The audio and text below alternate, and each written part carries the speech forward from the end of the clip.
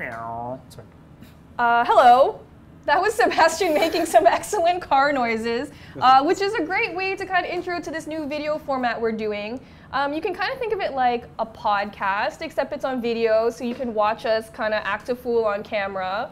We're hoping that you guys will join in on the comments, and we actually don't have a name for this yet, so if you have any suggestions, put them in the comments, and please make them nice ones. We have feelings, and we're real human beings, and we don't like it when you say mean things about us. But moving on, we will talk about the cars we're driving. We'll talk about auto industry news, basically everything that's going on in AutoGuide Land. Yep. You might remember Sami Hadjasad. Tell them a bit about yourself, Sami. My name is Sami. I'm the road test editor at AutoGuide.com, and you usually see me reviewing new cars and doing some comparisons as well. And we've got some pretty cool cars to talk about this week, but we'll get to that in just a second. I think we should introduce our other friend here on camera. Sebastien! So yes. tell them, why don't you tell them a little bit about Sebastien? What should I say about Sebastien? That he Sebastien has 14 cars, but really bikes cool to work. car. Let's figure out all the cool cars you've got. You've got an RX-7.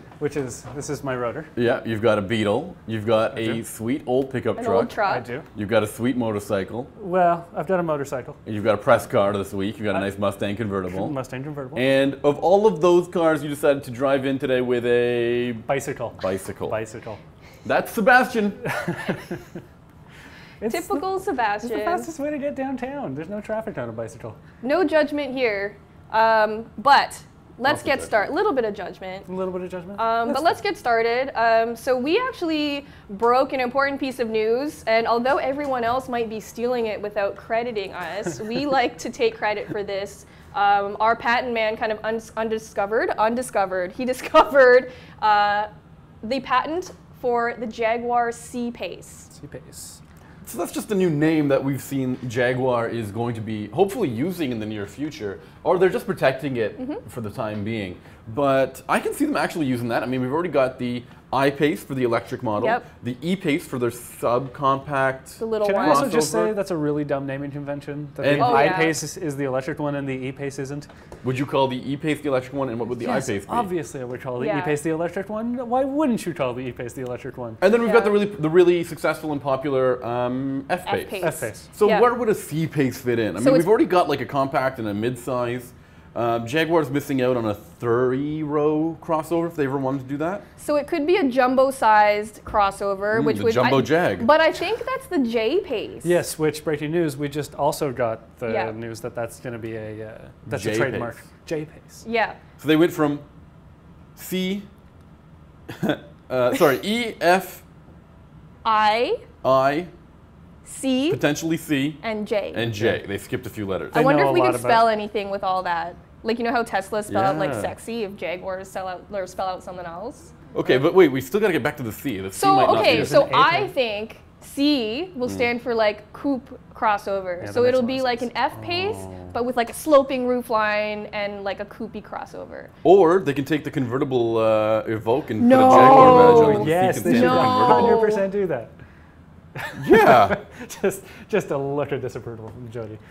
I don't know. I know, like, I'm sure our watchers feel the same way about coupe crossovers. Well, I mean, the key here is that the Jaguar Land Rover has actually made coupe SUVs in the past. The Evoque used to be a two-door. And they look amazing. And they look pretty good. Look really but good. when you go into that weird, like, we just chopped off the rear corner of this SUV and to make it look more like a coupe, it just doesn't look right. I mean, the X2 does it, the X4, the X6. They all look really bad. The GLC coupe and the GLE coupe. The GLC coupe, the next one, looks like more like a sedan than a coupe almost. It's starting to grow a trunk on the back of that. So weird. Which is the inevitable direction that this feels like it's headed in. But I mean... I don't know if...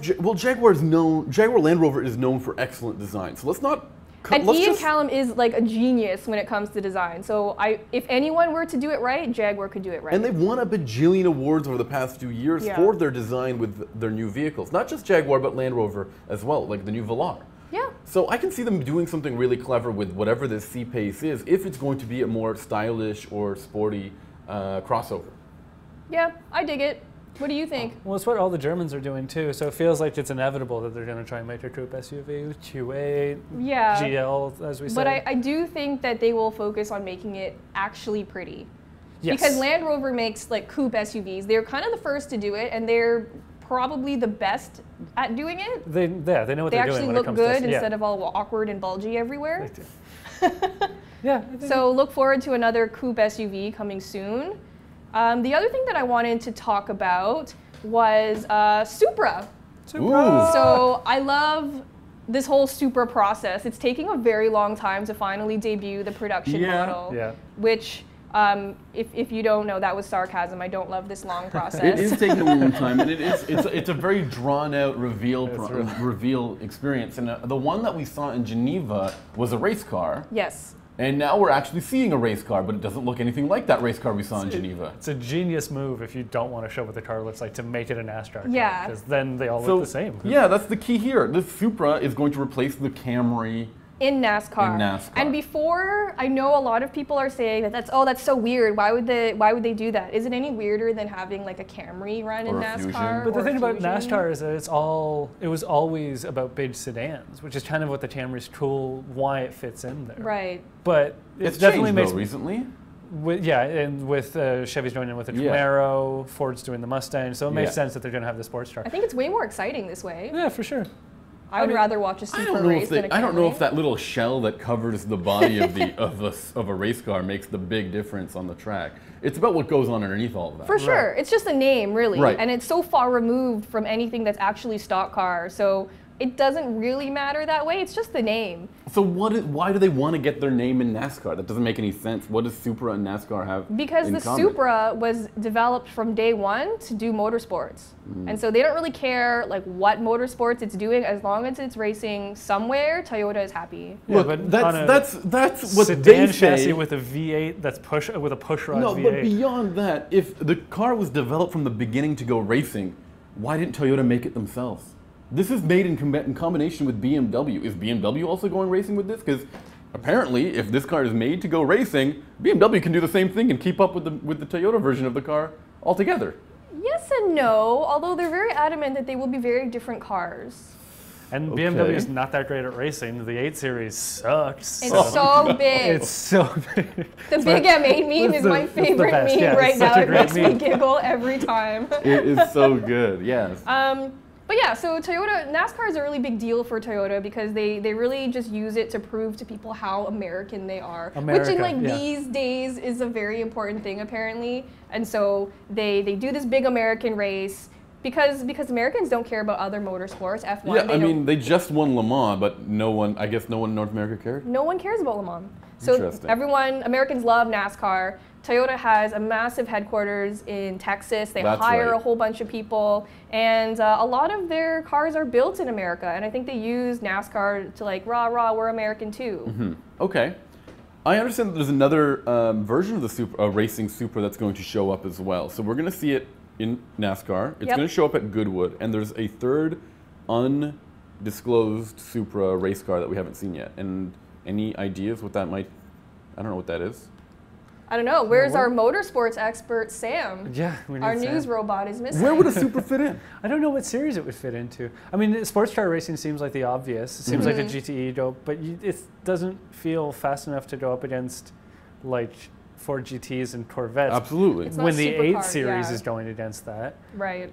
And IMSA, I guess. Maybe. But that feels. What if they go? What if they go back to another really blossoming motorsport like Formula Drift, which is where they currently have like a lot of people have 86s and BRZs. Yeah. That would be sweet. And I think in a more powerful, like where else can you showcase a powerful vehicle, rear-wheel drive vehicle than with Formula Drift? I think that'd be kind of cool. That would actually be really cool. That's a good call. That would make a lot of sense. Yeah.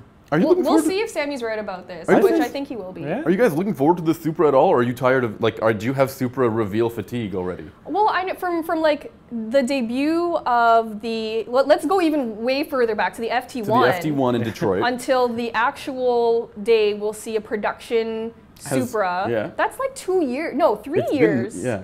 And that's a really long time. And so I'm really worried that by the time the Supra finally makes it, everyone's gonna be tired. It'll be like the NSX, right? Like by the time it came out, people were like, whatever. Yeah, I don't care anymore. Yeah. This is an interesting thing that goes on in the industry, though. This like drawn out reveal. It happened with the Demon, I think. The Demon had a 10-week Yeah.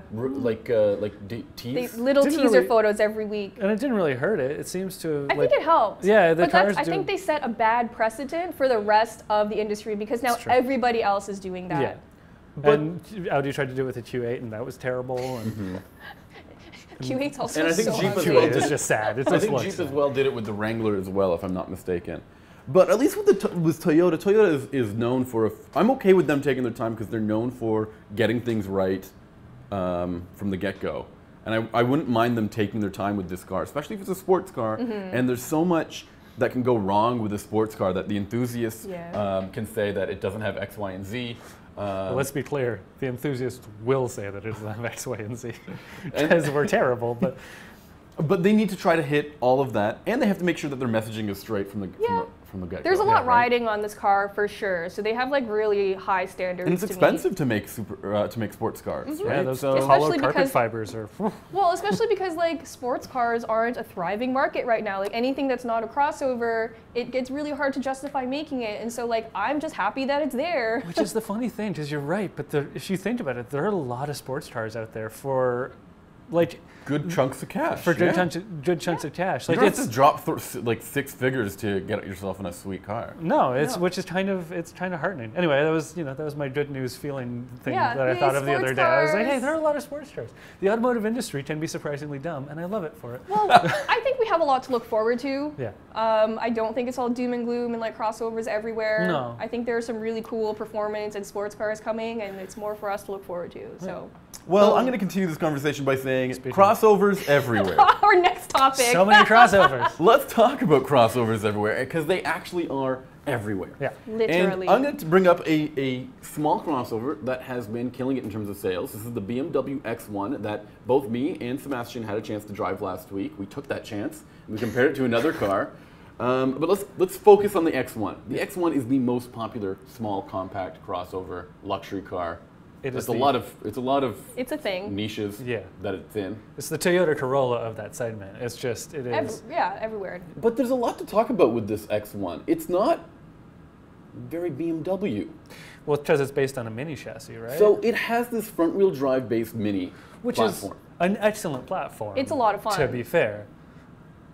But BMW kind of sucks all the fun out of it. They take all the color and they turn it brown. 'Cause Right. All the cuteness, all Yeah. like the Yes, quirky absolutely. stuff. all the fun stuff that Yeah. British people put in, all the Union Jacks that they have, Union flag. Sorry, it's not at sea. And- then they just made it all brown. And so, like, I don't agree with them making it all brown, but what they did is they They tried did, to though. make it BMW. And in other BMWs, especially when you go all the way up the range, the 7 Series, let's say, is a luxurious special occasion. And then when you walk down, you get into like the sporty cars, they're extremely fun to drive. Right. They make you feel like you're doing the very serious act of driving. Yeah, there's carbon fiber everywhere. Yes. Yeah. This X1 does nothing like that. You're right, it takes all the fun of it being a Mini, and then just makes it a little bit more, like makes all the materials a little bit harder and like tougher looking and like, and that's it. And a little less comfortable too. Yes. So the one we had the X1 with it comes with a 2-liter turbocharged 4-cylinder engine. It makes, I got it written down here, 228 horsepower and 258 pound-feet of torque. Which is a good amount. It's good. And it comes with an 8-speed automatic that does not get in the way at all. And it even had tile shifters that were really quick and easy Yeah, to they were use. really good. Yeah. The problem I had with it was that it was extremely stiff. Yeah. Extremely stiff. Did you have M Sport stuff on No. there? No. This is like base X1? Base. Yeah. And if you go downstairs, there's like a ramp to get into the parking garage, and every time you pointed it out Yeah, to me, and then every I time you- confirmed it. Every time you go, you try and get into the parking garage. Scrapey. Well, no, it's not even great. that. It just sounds like you And broke it's so- something. Yeah, it's really uncomfortable. But, you know, the BMW X1 has its pros. It's extremely spacious. Yeah. It also has this massive under tray storage area that you can really hide stuff in. Sebastian fits You inside can hide of a whole it. person. Shove in it. Sebastian. You can hide somebody A body. under the trunk, which is insane. Yeah, Yep. that's wild. Not that I should recommend anyone Pro do that. tip for Please serial don't. killers everywhere. Oh goodness. It's the new Camaro. And it can come with a lot of pretty cool features. Ours even had like a head-up display, which is something that like a legit head-up display, not Yeah. one of those tacky, flimsy. Right. The pop-up ones. Yes. Yeah. So there's a reason people are buying these things. They can start fairly affordably. They're very practical for families, and it's got that BMW badge that you can't argue with. But it is a really good car. Like it's like on its own merits, it's fine. It's just that it's fine. I think that it's a really good car in comparison to everything else that's out there in its segment. Okay. Let's talk about that. GLA. Not very good. The QX30. Same thing. Okay, the Lexus NX. Ugly. And the Audi Q3. Boring? Yeah. Yeah, it's anonymous. I didn't even know that they had it in America until I looked it up. I was like, oh yeah, it's the Q2 that they don't have. Because it just looks like a smaller version of whatever else, like the Q5 or whatever. And it looks like a smaller, kind of outdated version of the Q5. It's drab. It's boring. I do not, like when I'm in it, I feel like I'm in a Golf. Sorry. Well, and it is. That's because, and like, it doesn't, like, the Golf chassis isn't as much fun as the Mini chassis, just like baseline. So like, if you're just adding luxury parts onto that, it's not quite as much fun as adding luxury parts onto a Mini chassis. So, Sebastien and I fixed the problem. We found a perfect foil. Absolutely, the perfect foil for the X1. Yeah. What is it? The XC40. The Volvo XC40. It is so cute, I just want to say.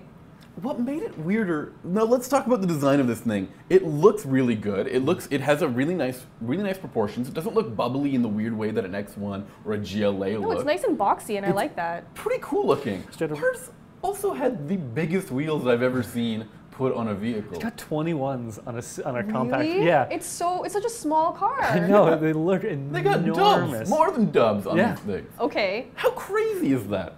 That Volvo would go to that length that to achieve a unique look with this Volvo. I think they nailed it. I love like the two-tone. You can get two tones. The contrast roof, little like Swedish flag that's hidden in there. There's just a lot of little details, and I honestly think it's those little details that helps seal the deal for it. Yeah, there's a lot to love. This is exactly what the BMW doesn't have.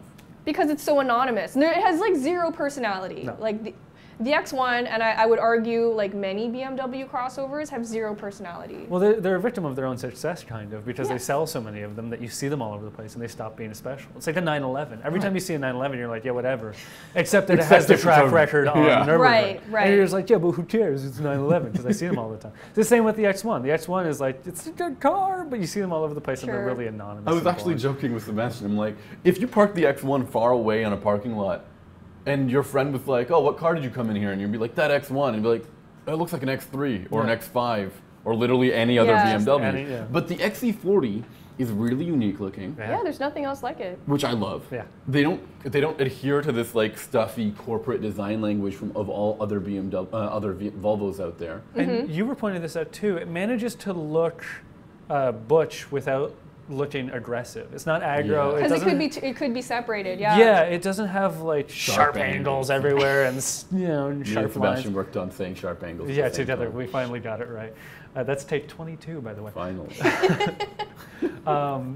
But yeah, it looks really good, and but it's got a nice proud hood. It's like tall, and you sit high in it, which I take as something that people want. I like the stance. Like it looks planted, and I know a lot of people say that their crossovers look planted. This one actually does. But this one actually does. Yeah. And I feel like its design will age a lot more gracefully than the X1 because it's simple. It's not overdone. And it has a little less of that melty thing that the X1 does. The X1, I think it's been designed to be like a little more aerodynamic, which is probably a good thing. But again, the Volvo is more fuel efficient, so whatever. But let's look at like who's buying these crossovers. Do they care about driving dynamics, or do they care about like an aesthetic statement? I think it's the second. Yes. Yeah, I think it's aesthetics. Me and a contributor for AutoGuide, that's Ben Hunting, who I do a podcast with, we've said that in the past, you used to get a Volvo if you just wanted a safe vehicle. But every car now is safe. So what's Volvo's go-to thing? It's design. Yeah. I'm telling you, it's design.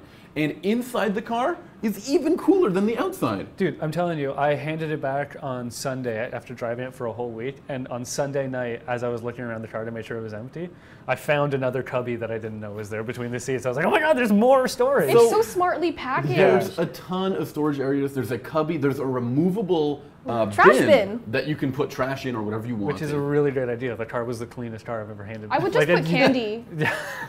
Yeah, because you just reach in there. Jodi is actually everybody's grandma, but that's okay. Some Werther's Originals in there. Werther's Originals in there.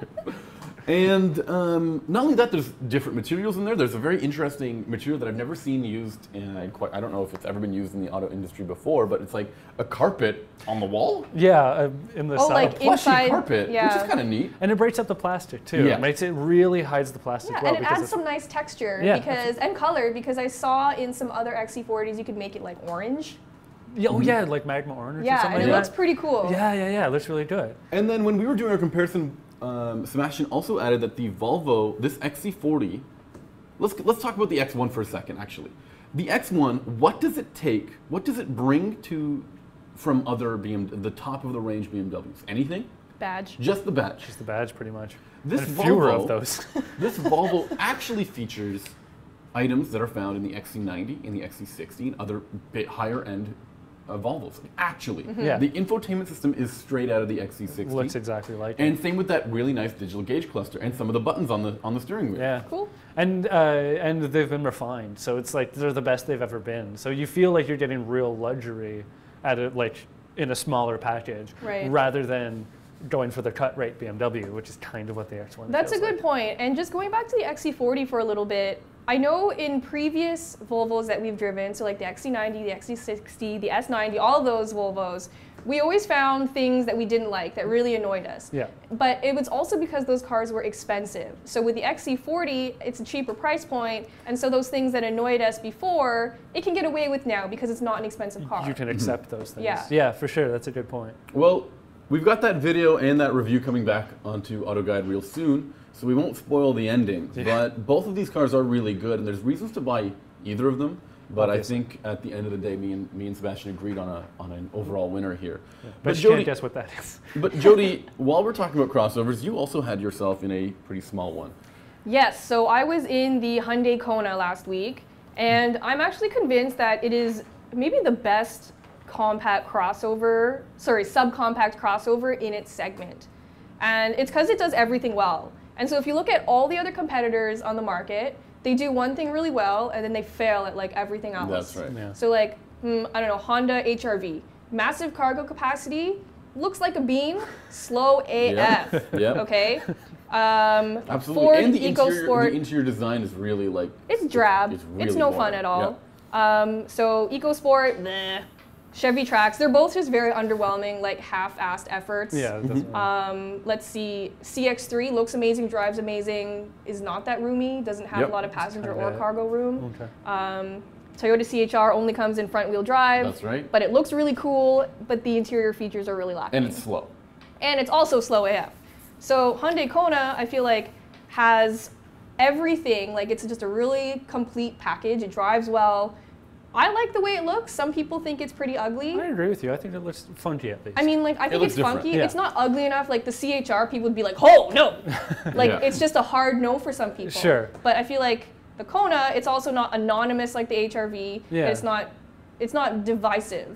You can learn to like it. Sure.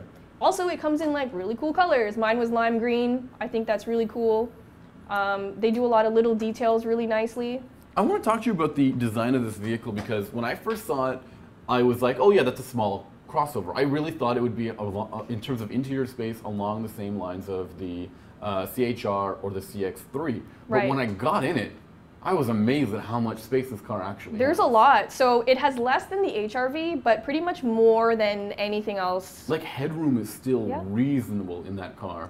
And the rest of the interior of the car was also pretty cool. I mean, the materials, Yeah, everything's screwed together really Yeah. nice. You can get it with this really cool houndstooth cloth seats, that. which I love because Yeah. like that's a Porsche thing, right? That's so cool. Yeah. So Yeah. I think it's so cool that they put that in the Kona, and it's usually you're punished if you buy the budget option, which is the cloth seats, and they're really ugly and boring. And this is a way to make it not ugly and boring. Yeah, it's a way to make it exciting. And I loved it. Yeah, more textiles. Yeah, in cars. and then there's an option on the leather Kona, so you can get leather in the Kona, and it has this Yeah. really cool like lime green piping on it. this is unbelievable. I was not expecting that much versatility in the way you can outfit your Kona. Yeah. But more than that, I also believe there's two engine options. Yes, there's the 1.6 turbo, and then there's the 2-liter naturally aspirated. That's another rarity in this segment. Very Usually few- they only have one. Yes. Yeah. And so what is that? You had the turbo? I had the 1.6 turbo, and it's pretty good. Like, I had no problems passing someone, getting up to highway speed. The transmission does have a little bit of juddering at low speeds. Oh, okay. Which it's is like a dual clutch? Yeah, so Okay. that was a little bit wonky, but it's not a deal breaker. Like, it wasn't enough to make me say I don't want this car. Yeah.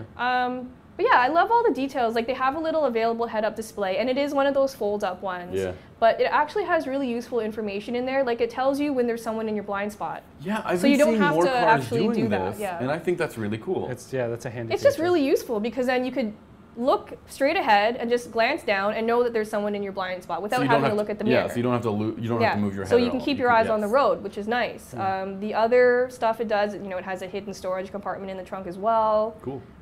You can get all these cool, like, lime green matte finish interior trim pieces. Cool. And it's just stuff like, it's just stuff like that that makes it like, oh, I'm not being punished for getting like an affordable car. It makes it interesting inside, not boring.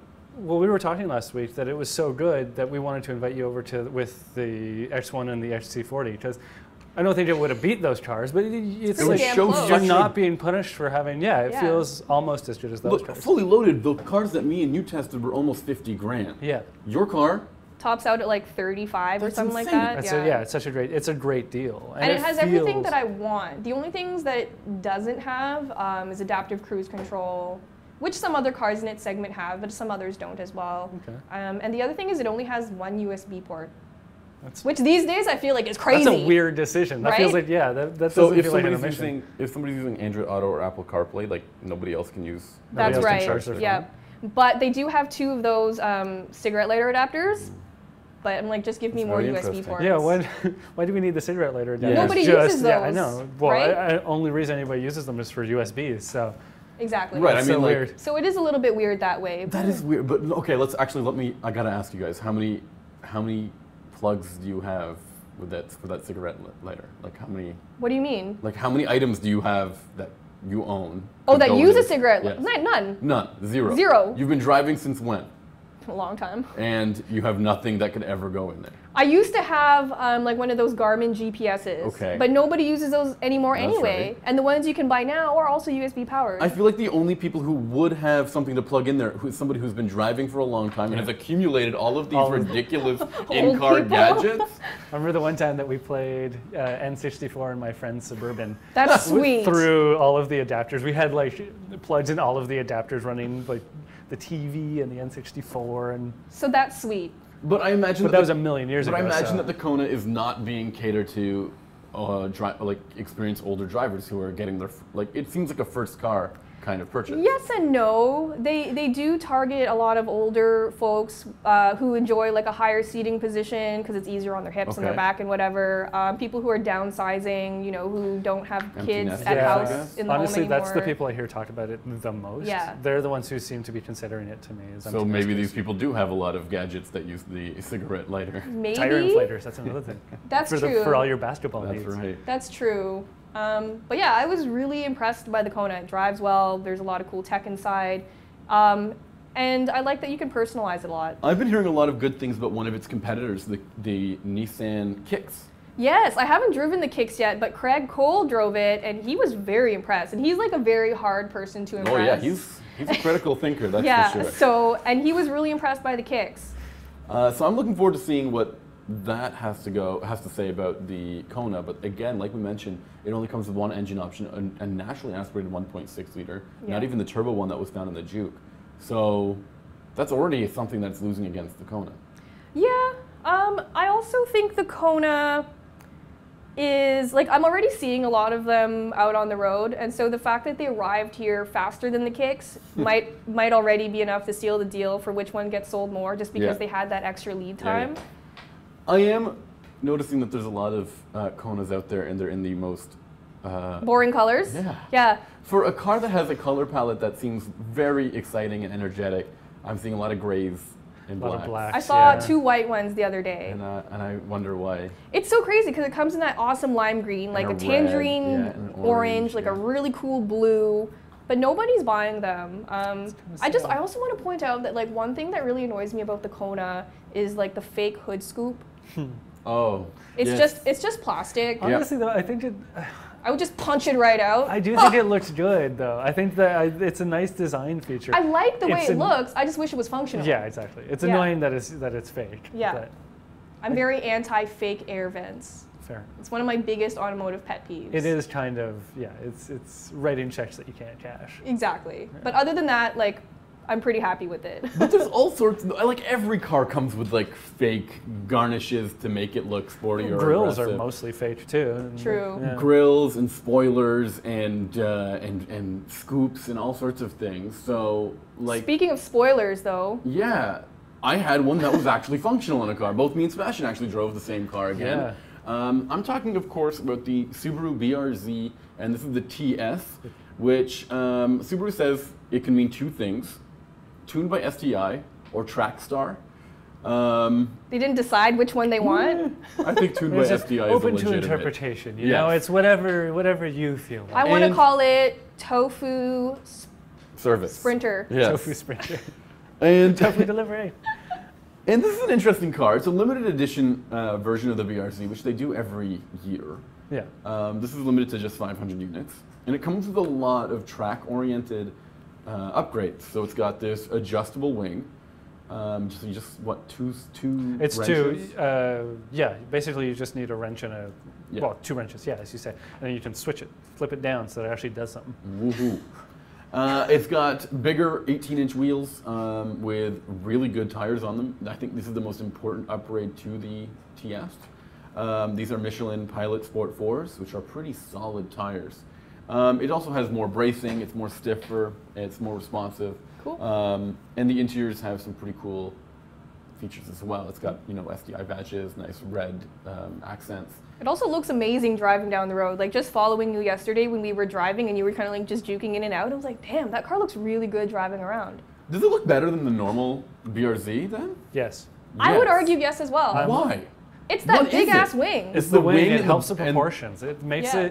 it like, the BRZ is sort of not that great looking a car. Really? Like, it's fine. It's okay. It does all of the things that a coupe should do, Right. but just not. I don't think it's an especially handsome coupe. But with the big spoiler, it looks a little bit extreme, and it looks again. It's the proportions. It really evens out the back end of the Right. car. Did you feel silly driving it? No, not at all. Actually, I didn't notice how silly it actually could be until I saw its reflection in a window. Yeah. And I was like, oh, that's a giant spoiler. And you know what? You can see it in the rear view mirror, but It's pretty thin. it's super thin there, and until you actually see the, and you know what? There's more to it than just a spoiler. There's really nice black wheels, and there's also these like side skirts that are blacked out as well. So it does look really like lower, even though it really isn't. It looks planted, yeah. And I'll say, because I own a 2013 Scion FRS, which is almost identical to this car in many ways, but it doesn't have a wing. It doesn't have 18-inch wheels. It feels way less refined than this car. Additionally, I took it for a quick spin. This TS version of the car has so much grip. Is that a problem though? It's incredible. It's something that I was not expecting because, as I said, I have the FRS, and I can make that thing kick its tail out at will, anytime I want to. With this one, you have to be doing something really stupid. But is that a problem with the car? Like, is that is that antithetical to the whole point of the You mean, FRS? does it make it less fun? Well, yeah, exactly. Because No. the whole point of the FRS is to be silly at regular speeds. Right. This thing kicks it up a notch and makes it fun at Track speed? illegal speed. I find this to be the graduation. This is the car that once you realize what you're getting with a regular sports car like an FRS or maybe even an MX-5, once you're done with goofing around on the public roads, you want something that you can take to an open lapping day or an autocross event and have a lot of fun with, and you can get tons of grip with this car. And this does feel like it's going to be a autocross monster. Like, it feels like just the type of thing that's going to get. There's two ways to look at it, I think. It could, but if this thing is limited to just 500 units in the United States, are you really going to put your rare sports car on a track and I think wear they out would. the tires and Because wheels it's a BRZ. It's not like a limited edition Porsche or something. I think you're underestimating the track day bros. I think they're going to do it. I think I think they're going to do it. Why else Yeah. would you buy it, though, if you're not going to track it? I think there are an amount that will be just that somebody will put away in a garage and rub with a diaper. But like, I think you're right. I think there's going to be like a bunch of them that people just want to take out to the autocross, because it has been tuned by STI. The suspension is STI tuned, which I know you think that the tires are the bigger deals, the Michelin's, whatever they've got. Yeah. But still, it feels really stiff. Like it's feels a little bit race car-y. Like it kind of sounds hollow inside. You can hear everything that's happening. I love that. It's shaking around on the streets. Car. It's always been like mechanical. That. Though, yeah, so no, I fair really enough. love But that. it just feels like extra all of that, and it really feels like you want to fight it, right? It wants you to fight it. Yeah, you are constantly going through the gears. You are constantly trying to smooth your way through every move. It is way more fun that way. Yes. I like it when a car makes you work. Yeah. Okay, so then you wouldn't mind then that this thing doesn't have more horsepower? No. I think it's fine with the horsepower that it has. They did bump it up a tiny bit. It's 205 now instead of 200, and it's got a shorter final gear ratio. But that's the new standard, right? Yes. For the manual models. Yeah. So it does have more power. I will say I agree. I don't think it needs more power. In fact, anyone who I think is saying that it's slow is not taking it to redline, and maybe they just don't like the sounds that a car makes at redline. It's just one of those popular opinions to have that, like, oh, the Miata and the BRZ needs to be faster, or like the faster and more powerful. But I don't think that's true. Like, I don't know. I really don't think power has that much to do with how fun a car is. I mean, a Camry will beat it through an intersection. But that's not the point. Okay. And as you say, it's not being taken up to redline because there's that really weird torque value, which is unfortunately placed. It's right at around 4,000 RPM, which is like that's where you're taking it up to if you're being responsibly, like if you're being reasonable, but you're like driving a little aggressively, and that's annoying. That's the torque value because you feel like you're constantly in it when you're going. But if you're going on a nice road and you can really run it out, like it's nice to get that extra kick of torque at 5,000 RPM. Like you feel it coming behind you and pushing you along. So it's good. It feels fast. It feels good enough. I want to take this thing on the track and see what it can really do. I think it's really underserved for public roads when it just looks like a goofier version of a BRZ or one that somebody's already tuned up. Yeah. Look, this thing is a platform for enthusiasts, and people have wings on it, have exhaust kits on it, have all sorts of modifications to it. And this, if you looked at it from a distance, you wouldn't know that it was a TS, you just think, oh, that's just another guy with a bunch of. It's kind of got the demon problem, which is if you're going to a drag racing is a constructor's sport, so like the demon's only fun the first time you take it on, and like you haven't built it yourself. This is the same thing. You haven't built it yourself, so. Is it a little bit disappointing in that sense when you take it to the track day and then somebody, or whatever, to the autocross, and you can just be like, yeah, well, of course Fuji Heavy Industries can build a fast. But I think a lot of people who are car enthusiasts and driving enthusiasts want a right out of the box capable car. Yeah. And because they don't wrench or whatever, and that's fine too. And wrenching is ridiculously expensive. It's expensive and it's very time consuming. It requires a lot of digital tuning now as well. Yeah. As you know, with your many cars. I have no ECUs in any of my cars. But I mean, it takes a lot of effort to yes, wrench. It does. It takes a stupid amount of effort. It's not a way to save money. But it is, for you, it is part of the fun. Yeah. So I mean, like, but if someone just wants a right out of the box capable sports car that's good on the track, good autocross, this might be a pretty good choice. Yeah, yeah, absolutely. Cool. Now you've had something that was a bit goofy as well. Yeah, so I had actually two minis in like pretty quick succession. So I had the Mini Cooper and the Mini Cooper S convertible. Okay. And so when you guys think mini, you think like Countryman's and which is what we see more often than usual. Because that's basically what they've been known for. So like minis are supposed to be a few things: fun, cheap, and I was going to say affordable, but that's the same thing as cheap. But like small. Small. They're supposed to actually be mini. And so like every mini I see now is just a big, heavy, and expensive mini. It's huge, yeah. But this little Cooper, it was pretty much a base model. I only had 3 options on it, and they were racing stripe, which is not mandatory because it makes me go faster. Yeah, exactly. 10 horsepower. A sunroof, which I wouldn't get anyway, and special wheels, which I also wouldn't get. And it's called the 2-door, right? In the US, it's called the hardtop 2-door. Okay.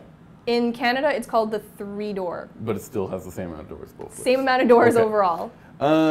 This is an interesting car because I believe it has a turbocharged 1.5 liter three-cylinder engine. Three-cylinder engine. What It an is interesting. so cute. Like, just, I'm picturing like a little itty-bitty three-cylinder engine. Yeah. And Like the it's- Mirage. Whoa. Oh, I broke my chair. But like, don't even mention like Mirage and Mini in the same sentence because that's like not They're even. totally different. Yeah. So this Mini was a really cool reminder for me that like, yes, you can still get a Mini that is true to what Minis were based on back in the day. Yeah. This was small, it was light, it was fun, and it was affordable. Right. So my unit, which was a base model, about 21 grand That's in the US, about 23 in Canada. that's great. That's That's actually good really value. yeah. That's Right? And that's at base level. And usually in that segment, if you get something base level, you're getting punished. Like, it doesn't come with any of the cool stuff. right. This one came with everything that I wanted. Okay, whoa, I've got so many more questions. Okay, hit me. I love the design, interior and exterior design of these Minis. This is Yes. something that we were saying opposite about the BMW. They're just Right. so cute. They're so But much this fun. Mini has a nice exterior look, as well as the interior. I love these like toggles and The big Yeah. circular, that big yeah. circular HVAC. Yep. Did you have that thing that like when you change Yeah, the so when settings- you turn up the HVAC, the light the turns cooling, from yeah. like blue to orange I love that. to signify that you're getting warmer. They're- That's a When you turn standard up the feature? volume, yeah, when you turn up the volume, the little light goes up as well. I love that. And I love little toggle switches. I feel like every time I get in, I just want to hit them all, like Yeah. beep, beep, beep, like I'm Yeah, a like fighter you're- jet or something. Millennium Falcon. Yell Yeah. contact and then Yeah, fire up the even their like propeller. ignition switch, that little red like flappy button, Yeah. so cute. It's cool. And like every interaction you have with that car is hilarious. Brits are really good at that. They're so funny. Like, It's a German car. I know, I But still think it's that's British. what the Brits have to do with it, though. That's all the British Yeah, people have Germans to don't have a sense of Yeah, humor. They exactly. wouldn't be able to We've put this seen stuff. what the Germans do when they get their car, and it's called the X1, and it becomes a Corolla. So, you know. Yeah, Okay. so it had all, like every interaction is just a happy interaction. Like I really think it's hard to be in a bad mood when you drive this car. Right. And I think we need more of that in our lives. Absolutely, and I've driven more expensive ones, and it's such a good chassis. It's so much fun everywhere. It's a great chassis. This one, for me, just the way it feels in a corner is so good, and it's so playful and like communicative. I really love it. It's really quick. However, my mom, who's like 65, was just like, this is too much. So it might be a little bit too stiff for people who like aren't driving enthusiasts. Sure. But I really liked it. I thought it was fantastic. But if you're paying 21 rand for it, then you don't have to have boomer money. You can have millennial money and still afford it. Yeah. And it's fantastic. It's a lot of fun. Something that goes underrated with these Minis is the transmission. Can you tell me what you think about the transmission? So the Mini I had a 6-speed manual transmission. I think these are some of the. They look like they're going to be long throws. They just are this huge. Because, like, stick yeah, and then that the comes out of ball the is, like, floor. this big, yeah. And they look like they're going to be really like goofy, like a Fiat Yeah, like 500 or something. 1, 2. They're not. Yeah, they're not actually. It's actually pretty intuitive. So although like a 6-speed for a 3-cylinder is a little bit overkill, like I don't think you need that. You think a 5 would have done the trick? Then? Probably, but it is one of the most intuitive manual transmission cars that I'd ever driven. Okay. So you both know I have been trying to teach my boyfriend how to drive stick for like ever, and he tried on my 10-year-old Volkswagen and like failed miserably because it's really old and awful. But I made him try in this Mini because it is like the most intuitive manual transmission car that I've ever driven. Right. And so like you said, like the throws aren't this long. They're actually like, Yep. they're not like wrist flicking short, but it's still a good amount and it's pretty intuitive, right? The other thing I love is it comes standard with a hill holder, so you don't have to worry about rolling back or like burning the clutch trying to get up a hill. And he was really thankful for that. It also comes with a really communicative clutch.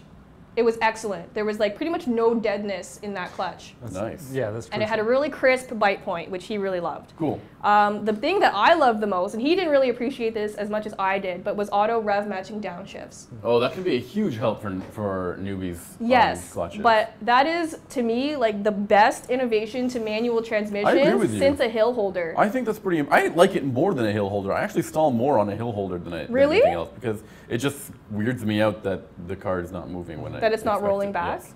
I like it. It's good for like when I'm parked on a hill or something and I don't have to worry about like slamming into the guy next to me. But somebody parks up, stops. yeah, and it's happened to me before where I had to like just wait in my car for the person to come back because they were so close, and I really couldn't have gone without rolling back. Yeah. Even with the e-brake and everything like that. So anyway, he found it so easy to drive this car as a noob who has pretty much failed any manual transmission driving in the past. Yeah. Yeah, and I love auto rev matching downshifts. It makes me feel so good. It makes me feel like such a good driver. I'm like, I'm a race car driver now. Yeah. I'm racing everywhere. And it just makes it smooth, and it's, yeah. But the only thing about having the 3-cylinder engine with a manual transmission is that it makes you work a little bit. Right. And so like you can't just chug up a hill in second, like you'll have to go in first. You can't pass someone in like 4th or 5th, like you're gonna have to go into 3rd, and that's fine. Okay. Like it's not for a lazy driver, but like again, I like it when a car makes me work. So. It's engaging. Yeah, you're I found it engaging, way more fun that way. For sure. Yeah. But you've also got your hands on a Cooper S convertible, you said. Yes, and the suspension is even stiffer than the regular Mini, and I don't even think it needs to be. Like, it is unnecessarily stiff. It's like, it feels like it's shaking around. Like, I would, over like expansion joints that I would not even normally slow down for, I went flying. Yeesh. And like, it's just crashy. And like, it's really good in the corners. It's a lot of fun, but it's like, that suspension is way too stiff for what it is. It's unnecessary. Like, I've driven sports cars with softer suspensions than that. And I think it's a little bit unnecessary. Well, I got to drive a little bit with you in this Cooper S, and it wasn't the suspension that stood out to me. It was the noises, the creaks, and the very awkward sounding. It did not sound like a new car. No. It sounded like something that had been beaten on. So I picked up Sami, and we put down the top, and then just started driving, and it was just like creaky, creaky. Like things were creaking, and like. And then eventually it got too hot, so I put the top back up. Sure. And then I thought there were windows open because there was so much noise. NVH is definitely not a strong point in this new Cooper convertible. But in the regular hardtop, it was fine. But all these new problems arise with the convertible. Sure. And like where I really enjoyed the hardtop, this Cooper S convertible is just like, I feel like it's really hard to live with. That's funny that it would be the convertible stiffer and creakier, it's a Cooper S and not a Cooper, so it does have the upgraded suspension. Yeah. So that's why it feels a lot crashier and stiffer. Yeah, maybe it's too much for the chassis. Maybe it's like.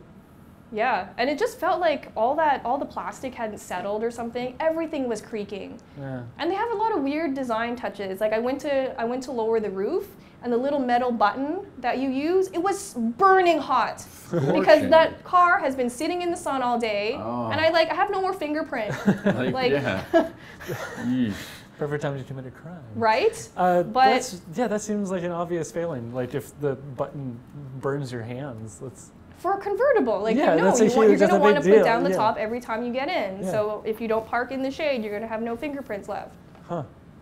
You need an oven mitt every time for it just to leave in the car. Well, I use like the little the car tag, like the tag that comes with the key, just to like push it back and guard my finger. Yeah. You don't want to have to try and be finding solutions. No. So, engineer around problems. There's a lot of convertible people do that. So like Mercedes, I was driving like an SL or something, and they have like a little metal, the little gear shifter is made out of metal. And it feels great, except when it's been sitting in the sun all day, and you can't put it into drive because it's boiling your hand. Because it's burning your hand. Right, well, because you're introducing all sorts of new problems when you have the sun baking on the interior. Yeah, and it's just like little design failures like that, where it's like, well. Well, some of the other Mercedes have that little it's got like a little cover that you like flip open in the armrest. Have you not seen these? Yeah. And they got like more controls in there, which I think is kind of interesting. That makes a lot of sense. I like that. That must be one of the key reasons why then. Yeah. Yeah, to shield from second-degree burns. Yeah. I think that just might be it for this week's video, though. Is there anything else you guys wanted to talk about? Nope. Nope? No, I'm good. Sebastian, you doing all right? I'm doing great. Okay, well, we strongly recommend that all of you viewers out there come back to our YouTube page or even our Instagram if you want to see some of the cars that we've been driving recently. And if you want to see some of the reviews that we've had as well. You can come to AutoGuide.com for all of your new car reviews, features, and news. And you can also reach us on Facebook and Twitter if you want to talk to us, give us our commentary and stuff like that. Now, don't hesitate to let us know what you think of this week's new video format. We're probably going to be doing a couple of these in the near future, and we're going to be probably rotating the hosts every once in a while. I don't think everyone's always available. So we appreciate your feedback, and we're looking to make this a regular on AutoGuide. Thank you guys so much for watching. Make sure you subscribe to our YouTube channel so you never miss one of our videos. Bye. I was on my phone.